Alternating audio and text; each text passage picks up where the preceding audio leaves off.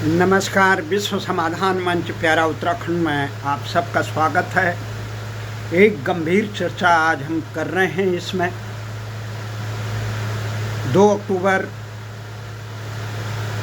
काला दिवस अभी 2023 में हमने परसों ही जंतर मंतर पर मनाया, शहीदों को श्रद्धांजलि दी और देश के हुक्मरानों को, जिन्होंने गुनाहगारों को संरक्षण दिया, उनको धिक्कारने का काम किया। वहाँ पे उपस्थिति 4-5 संगठनों का हमारा ये कार्यक्रम था कहने को, पर उपस्थित केवल 55 आदमियों की थी। दिल्ली में 30-40 लाख उत्तराखंडियों के बीच में, और उससे चंद दिन पहले फिल्मों का, नाटकों का, खेल तमाशों का बहुत उसमें अपार भीड़ थी। और एक गंभीर सवाल हमारे मन में आया और कहा भी, उत्तराखंड के अग्रणी समाज सेवी हरपाल रावत ने भी कहा, वो राजनीतिक भी हैं। आखिर उन्होंने कहा उत्तराखंड को बचाना है तो जो ये लोगों की अपने हक हकूक़ों के प्रति उदासीनता है, अपने हकों के लिए लड़ने के लिए सामूहिक रूप से कहाँ पे खड़ा होना चाहिए, क्या बात कहनी चाहिए, कहाँ पे चोट करनी चाहिए, इस चीज़ का विवेक हमारे लोगों में नहीं है। केवल खेल तमाशा ही उत्तराखंड की संस्कृति के नाम पे दिल्ली में कई, हरपाल रावत जी ने कहा कि दिल्ली में बहुत खेल तमाशा होते हैं।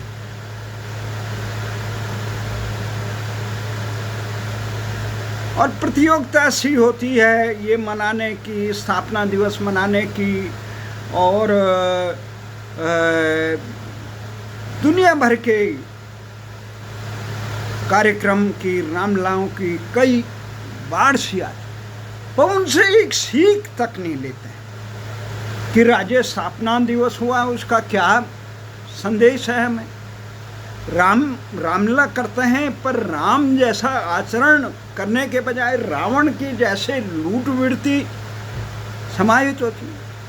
आखिर इन चीज़ों से, और केवल तो हरपाल रावत ने वहाँ पे कहा श्रद्धांजलि सभा में कि एक श्रद्धांजलि सभा थी, तो वहाँ हम गए तो उसके जन्मदिन के नाम पे लोग वहाँ पे नाचने बैठे श्रद्धांजलि के बाद भी।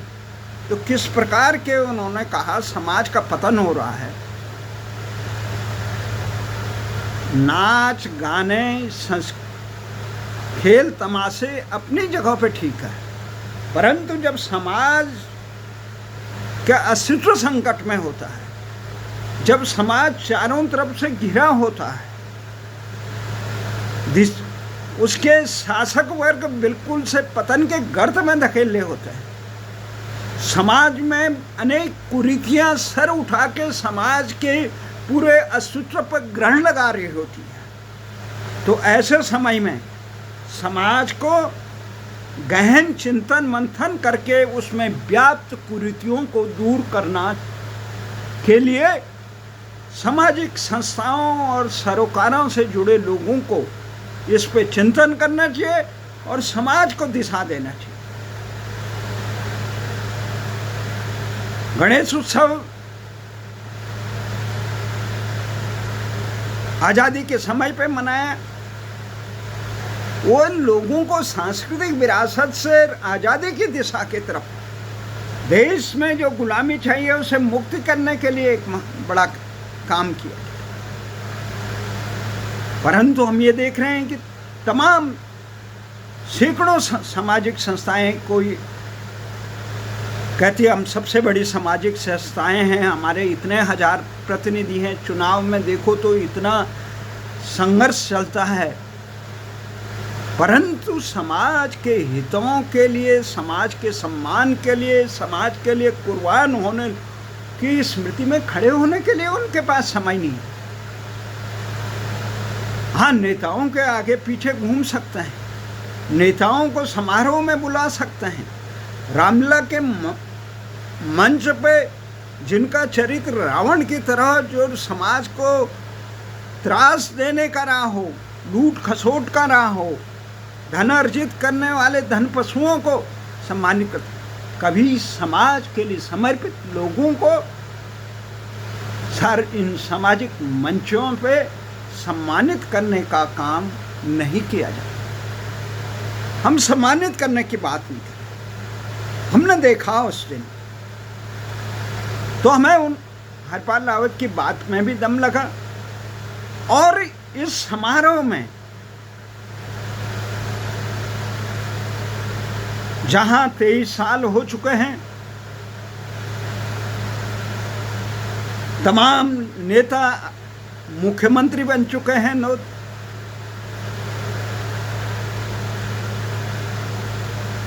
परंतु किसी में ऐसी सुध नहीं रही कि अपने आत्मसम्मान और अधिकारों और हितों के लिए आगे जागे।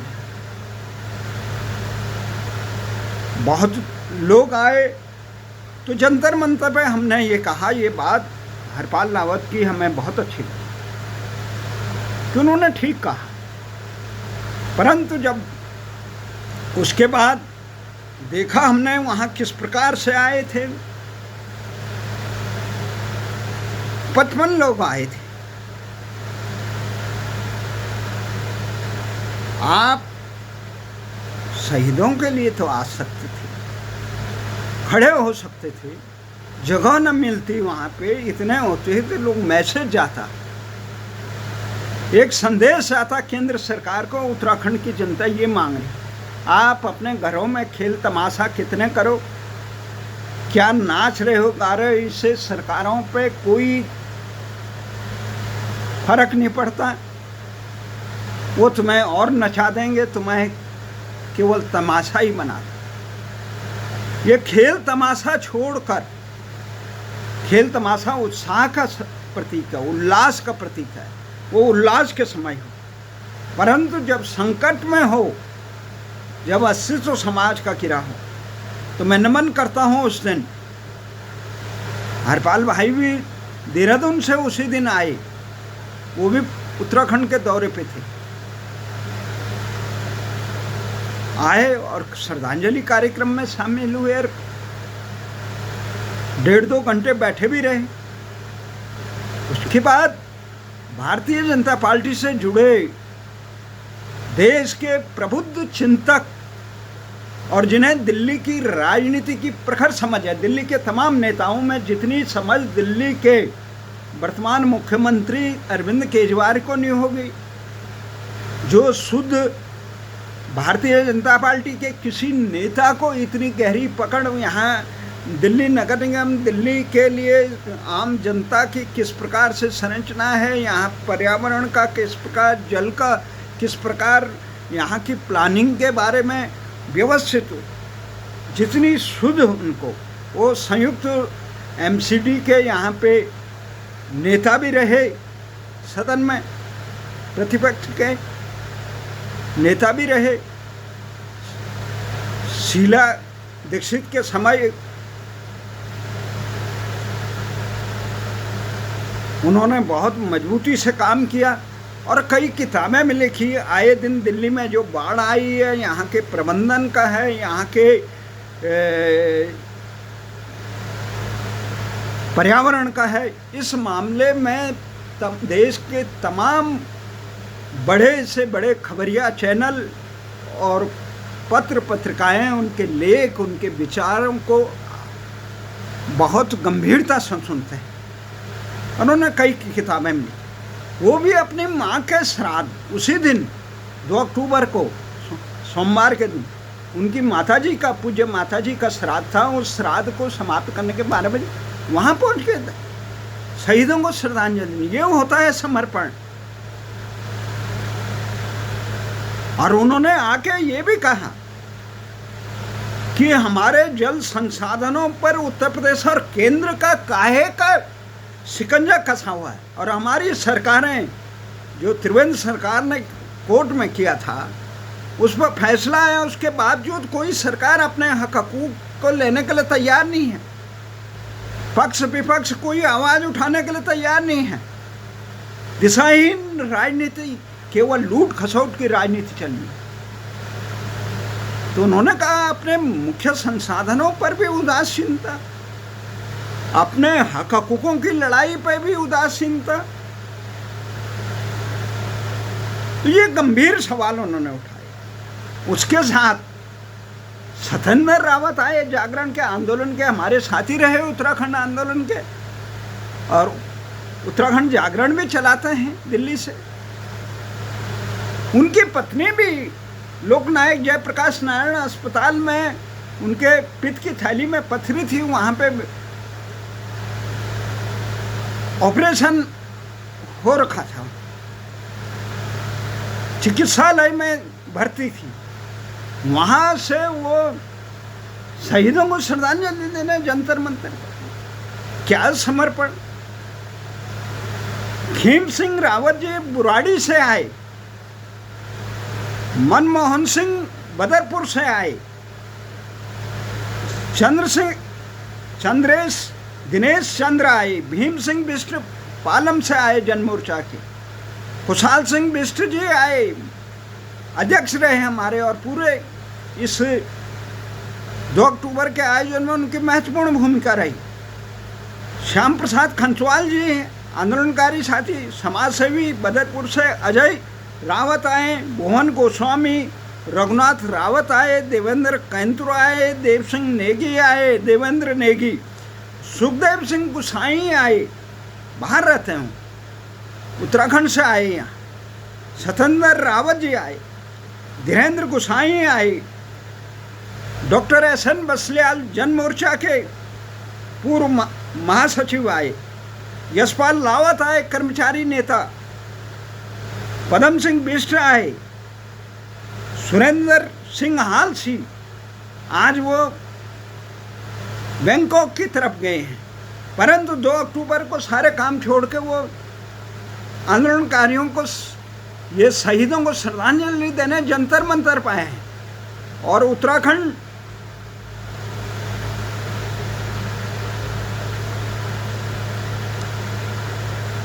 एकता मंच के उसमें जब हम गैरसैंण यात्राएं, उसके संयोजक भी थे सुरेंद्र हालसी,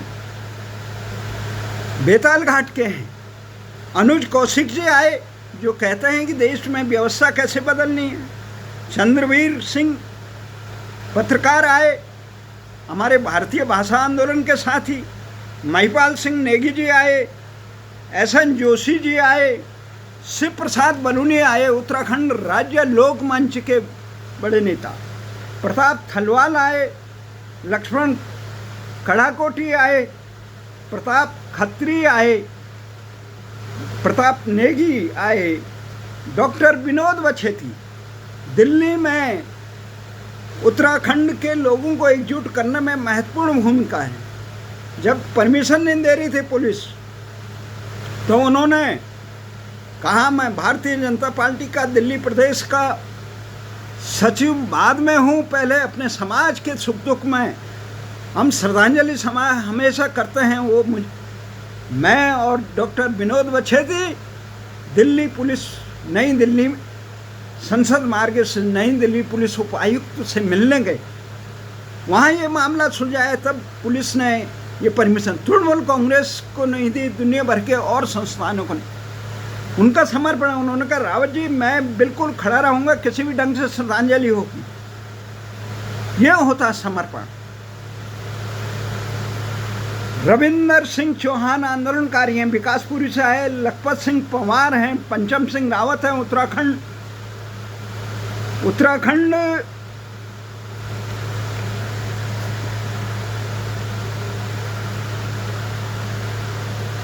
राज्य लोक मंच के पंचम सिंह रावत। वरिष्ठ पत्रकार दाताराम चमोली जी हैं, मुरारी सिंह कंडारी, हुकम कंडारी आंदोलनकारी रहे, शिव सिंह रावत लोनी से आए, महेश चंद पांडे नैनीताल से आए, डॉक्टर आलोक शुक्ला आए, अरुण महेश पांडे जी आए नैनीताल से, देवेंद्र सिंह बिष्ट है, अमरचंद आए, पत्रकार हैं हमारे साथी, दीप कुमार हैं, जगदीश मंगाई जी का मैं बता चुका हूँ, दीप सिलोड़ी पत्रकार हैं, आज नौजवान हैं, दिल्ली की तमाम सामाजिक संस्थाओं में की गतिविधियों को बहुत मजबूती से, प्रखरता से आम लोगों तक पहुंचाते हैं। हरिप्रकाश आर्य उत्तराखंड आर्य समाज के बहुत बड़े साथी हैं हमारे, हरिपाल रावत जी के बारे में बता चुका। उदय मंगाई राठी, उन्होंने भी सवाल किए थे कि ये हर साल कब तक मनाएंगे, लोग आते नहीं हैं। फिर एक तो हमने उन्हें कहा कि भाई रामलीला भी हर साल मनाते हो, ये नहीं कहते हो कि रावण कब कब मर चुका, अब काहे को करना है। ये नई पीढ़ी को एक सीख देने के लिए किया जाता है कि हमारे लोगों ने कितनी कुर्बानी देकर उत्तराखंड राज्य बनाया, और इन सत्तालोलुप 23 साल के मुख्यमंत्रियों ने उत्तराखंड के सम्मान और हक हकूकों की रक्षा नहीं कर पाई, उनके गुनाहगारों को सजा नहीं दिला पाए। इसलिए ये 2 अक्टूबर हम को काला दिवस मनाते हैं। देश की न्यायपालिका, जो ताकतवर लोग होंगे, न्यायपालिका ऐसी होनी चाहिए कि कोई भी कितना मजबूत आदमी गुनाह करे उसे सजा मिले, गरीब से गरीब आदमी को न्याय मिले। न्यायपालिका ऐसी होनी चाहिए। करोड़ों रुपये जिसने बिछा दिए वो न्याय तो खरीदा जाता है, वो फैसला खरीदा जाता है। न्यायपालिका को अपनी जिम्मेदारी समझना चाहिए। उच्च न्यायालय जिस मामले में सजा दे रहा है, देश की सर्वोच्च जांच एजेंसियां जिनको गुनाहगार ठहरा रही, आखिर क्या कारण है कि सर्वोच्च न्यायालय उन गुनाहगारों पर रहम करता है?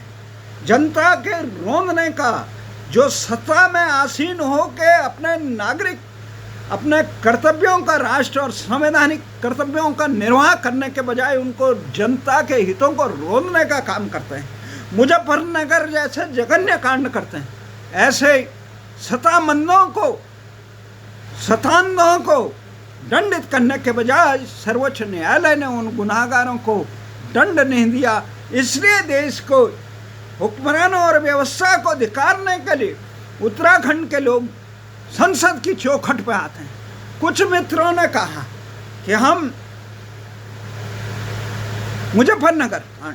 मुजफ्फरनगर में गए या अपने क्षेत्र में, हमने कहा जब संभव न हो जंतर मंतर पे आना, आप उत्तराखंड में रहते कोई बात नहीं, पर दिल्ली में 20 लाख से ज़्यादा लोग हैं।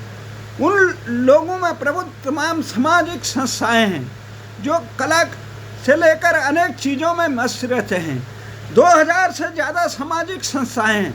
उन संस्थाओं का एक आदमी भी नहीं आ सकता।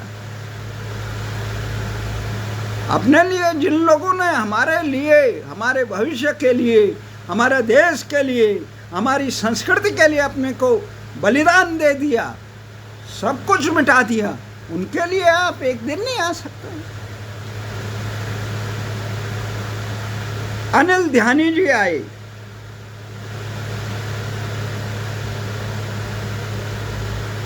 RS बिष्ट आए, हीरा सिंह बिष्ट आए, हीरा सिंह छतरपुर से आए, धीरेन्द्र प्रताप जी आए। उनके माता पिताजी से लेकर वो तक, वो कांग्रेस के बड़े नेता हैं। कई मामलों में उनसे हमारा मतभेद है, पर शहीदों के सम्मान में वो खड़ा रहते हैं। उसके लिए धीरेन्द्र प्रताप जी का हम दिल से आभार करते हैं। संसार चंद आए, समाज सेवी में 83 वर्ष के संसार चंद, जो इंग्लैंड से लेकर यहाँ पूरे देश में बहुत मजबूती से जिनकी पकड़ है संसार चंद की, वो व्यवस्था परिवर्तन की लड़ाई लड़ रहे हैं, वो आए। और भावना पांडे आई, महिला नेत्री। नाच गानों में और सामाजिक संस्थाओं में इतनी महिलाएं दिखाई, आखिर अपने सम्मान के लिए वो महिला शक्ति कहाँ। भावना पांडे भी उत्तराखंड से आई, वो शहीदों को यहाँ श्रद्धांजलि देने, और उन्होंने ये भी कहा कि इस तथ्य को लाइए कानूनन मैं सर्वोच्च न्यायालय के न्यायाधीशों से, सर्वोच्च न्यायालय में बड़ी मजबूती से इसका पैरोकारी कर सकती हूँ। और किशोर रावत आए, आंदोलनकारी साथी, और कुशाल जीना पत्रकार, वरिष्ठ पत्रकार, वो भी आए। इतने तमाम साथी आने के बाद हमारा ये मानना है, ये जो घटनाएं हैं ये समाज को जागृत करने, खेल तमाशा होते रहेंगे। हमारे सामाजिक संगठनों से निवेदन है, अगर आपको समाज के दायित्वों के बारे में जरा भाई बोध नहीं है तो छोड़ दीजिए ये सामाजिक संगठन होना। इनको नेताओं की आरती उतारने के लिए मत बनाइए, इन्हें समाज के, अपने गांव के, क्षेत्र के, क्योंकि हमारे लोगों ने ये सामाजिक संस्थाएं जब भी बनाई है, एक यहाँ पे दिल्ली में गढ़वाल हितैषणी सभा है, सबसे बड़ी संस्था है, 100 साल हो गए।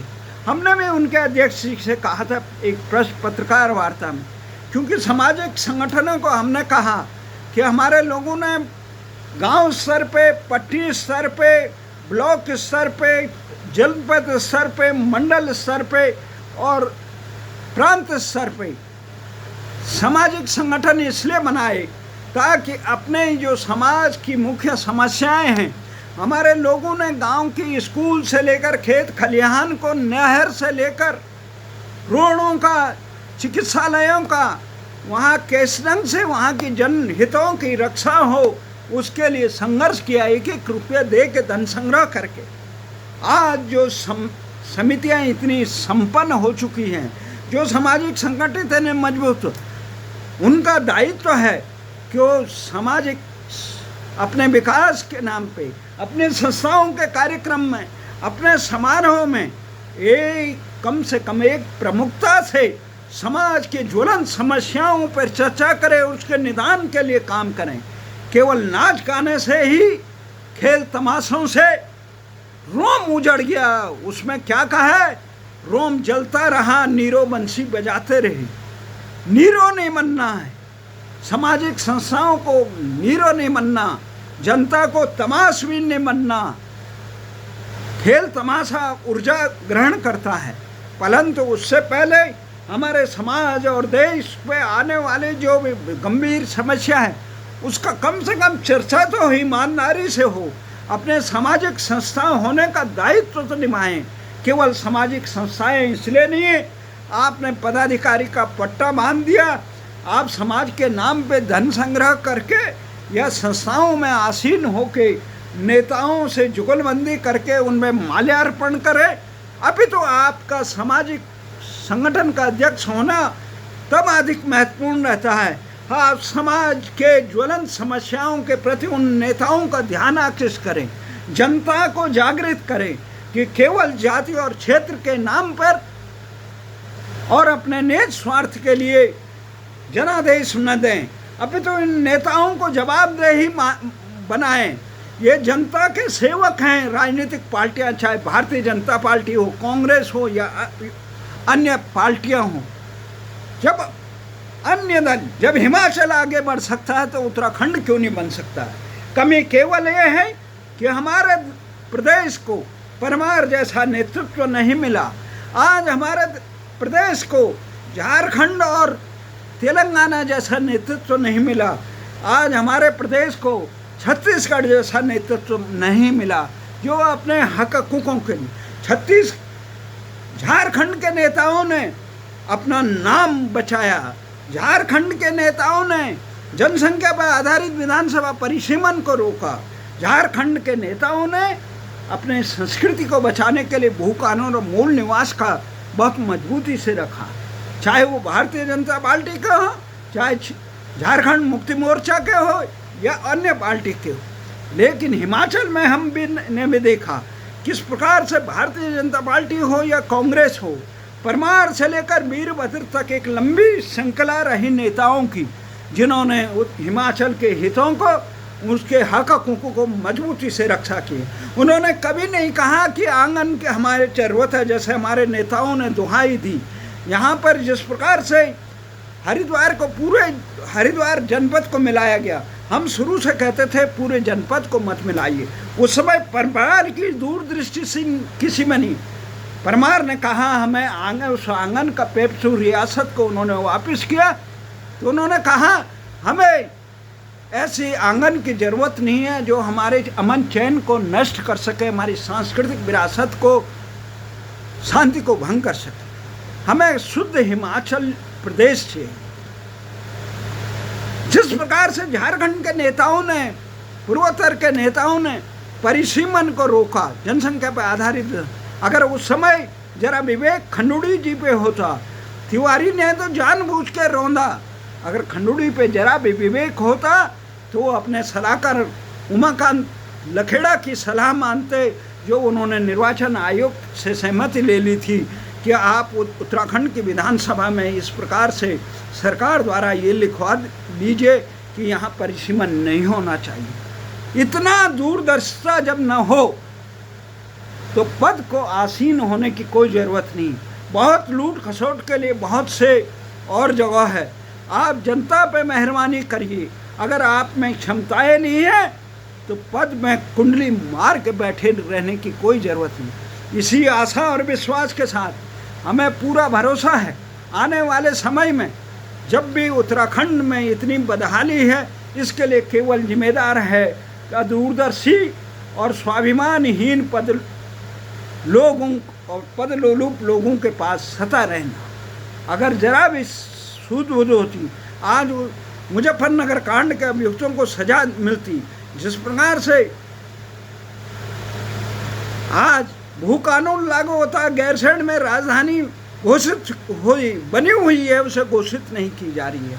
आज हल्द्वानी और देहरादून जैसे प्रकरण नहीं होते। उत्तराखंड में घुसपैठियों की बाढ़ नहीं आती। उत्तराखंड में घुसपैठ से वहाँ पे कब्जा करने का जो एक ट्रेंड चल रहा है वो नहीं होता।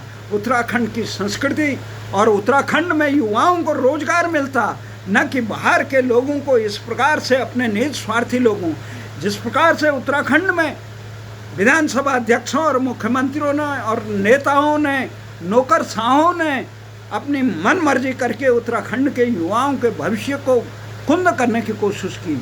उत्तराखंड इस प्रकार के पाखंडियों के लिए घुसपैठ का अभयारण्य न बने, इसी आशा और साथ हम ये आह्वान करते हैं।